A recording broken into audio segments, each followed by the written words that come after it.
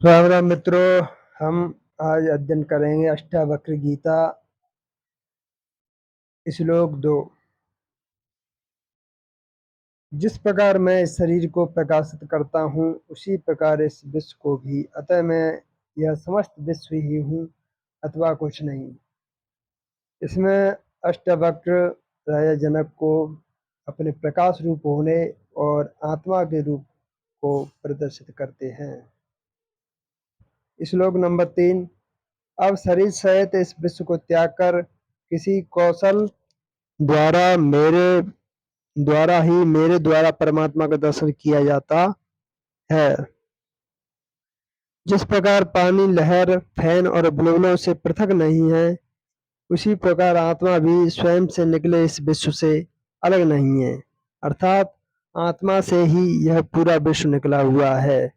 या फिर हम इसको इस प्रकार समझ सकते हैं कि आत्मा से ही मन, बुद्धि, चित्त, अहंकार का निर्माण होता है। श्लोक संख्या 5। जिस प्रकार विचार करने पर वस्त्र, तंतु, धागा मात्र ही ज्ञात होता है, उसी प्रकार यह समस्त विश्व आत्मा मात्र ही है।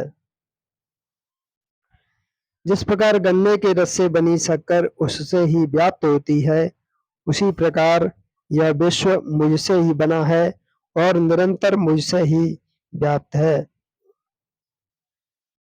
आत्मा अज्ञानवश ही विश्व के रूप में दिखाई देती है।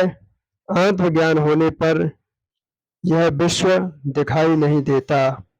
रस्सी अज्ञानवश सर्प जैसी दिखाई देती है। रस्सी का ज्ञान हो जाने पर सर्प दिखाई नहीं देता है। अर्थात यह समस्त संसार, या कहें मन, बुद्धि और चित्त, अहंकार, ये सब रस्सी की भांति ही है।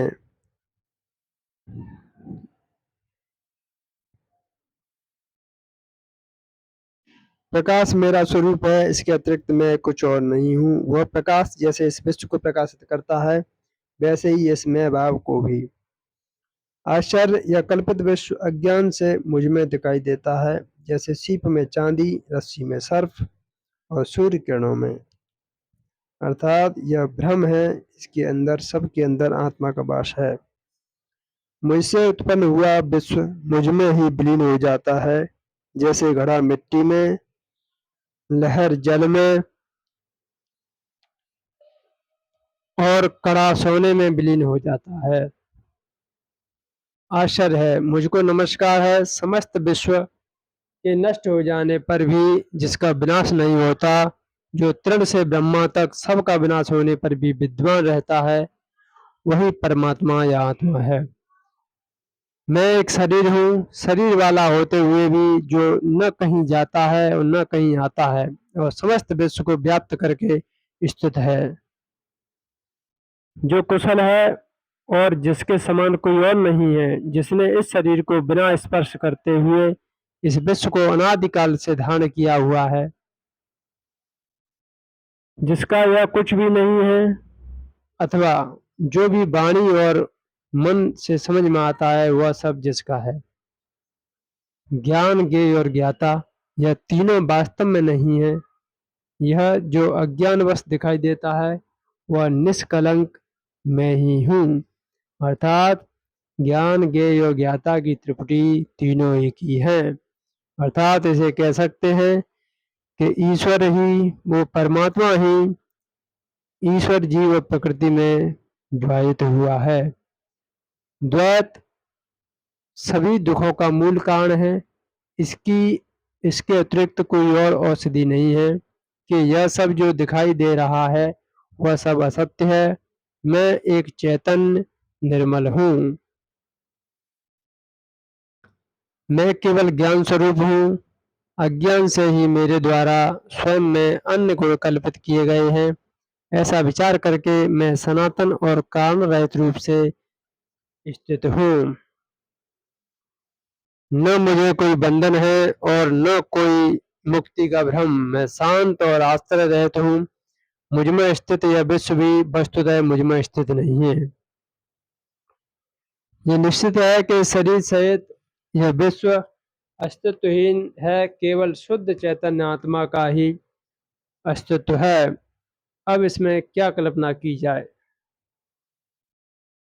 शरीर, स्वर्ग, नरक, बंधन, मोक्ष और भय ये सब कल्पना मात्र ही हैं। इनसे मुझे चैतन्य स्वरूप का क्या प्रयोजन है? आश्चर्य कि मैं लोगों के समूह में भी दूसरे को नहीं देखता हूँ, वह भी निर्जन ही प्रतीत होता है। अब मैं किससे मोह करूँ? न मैं शरीर हूँ, न ये शरीर ही मेरा है, न मैं जीव हूँ, मैं चैतन्य हूँ। मेरे अंदर जीने की इच्छा ही मेरा बंधन थी। I am not the body, nor is the body mine. I am consciousness, my only bondage is the third thrust for life. आश्चर्य, मुझ अनंत महासागर में चित्तवायु उठने पर ब्रह्मांड रूपी विचित्र तरंगें उपस्थित हो जाती हैं। मुझ अनंत महासागर में चित्तवायु के शांत होने पर जीव रूपी वणिक का संसार रूपी जहाज जैसे दुर्भाग्य से नष्ट हो जाता है। आश्चर्य, मुझ अनंत महासागर में जीव रूपी लहरें उत्पन्न होती हैं, मिलती हैं, खिलती हैं और स्वभाव से मुझ में प्रवेश कर जाती हैं। इसका भावार्थ यही है कि इस आत्मा से ही विचार उठते हैं, शब्द यहीं से उठते हैं, अहंकार यहीं से जन्म लेता है, बुद्धि और चित्त का भी यहीं से निर्माण होता है, तीनों गुणों का भी निर्माण यहीं से होता है। सब इसी हृदय में स्थित आत्मा से प्रकट होते हैं और इसी में विलीन होते हैं। जय श्री